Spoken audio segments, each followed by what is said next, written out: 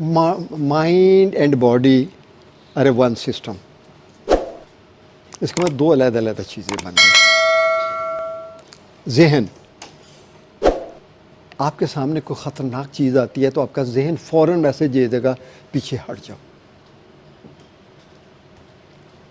اور آپ کے دل کی دھڑکن تیز ہو گئی، سانس پھول گئی.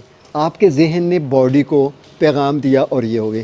اور اگر آپ ورزش کرتے ہیں، ایکٹیو ہو جاتے ہیں، دوڑ لگاتے ہیں، آپ باڈی مائنڈ کو ریلیکس کر رہی ہے، اور مائنڈ کے اندر جب آپ کے انرجیٹک باڈی پوسچر ہوتے ہیں تو آپ کا ٹیسٹوسٹیرون ہارمون جو ہے وہ بڑھ جاتا ہے، جو آپ کو خوشی دیتا ہے، کانفیڈنس دیتا ہے، سکون دیتا ہے.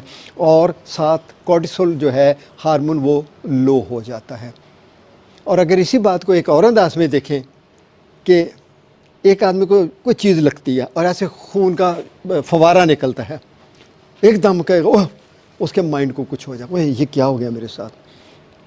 اس کا مطلب ہے مائنڈ، باڈی مائنڈ کے اوپر افیکٹ ہو رہی ہے. اسی طرح جب ہمارے پاس بیماریاں آتی ہیں، جس بندے کو پہلی مرتبہ کوئی بیماری ہوتی ہے، اس وقت وہ بیماری اس کا جسم مائنڈ کے اوپر اثر کر، وہ یہ ڈائبٹی ہو گئی. اب کسی کو جائیں، کسی کو بتائیں آپ کا مجھے ڈائبٹی ہو گئی، آپ کے ہو یہ لفظ استعمال ہو رہے ہوتے ہیں، تو وہ کیا ہوگا ہے؟ ہاں فلانے کو تو وہ بھی. تو اس کا مطلب ہے کہ باڈی مائنڈ کے اوپر افیکٹ کر رہی ہے. تو یہ دونوں ایک سائیکل کی صورت میں کام کر رہے ہوتے ہیں، اور یہیں پہ ہمارے وہ پرابلمس بھی پیدا ہوتے ہیں جسے آپ کہتے ہیں سائیکو سومیٹک ڈس آرڈر، وہ بھی رول پلے کر رہے ہوتے ہیں. اس پریزپوزیشن میں یہ رول ہے.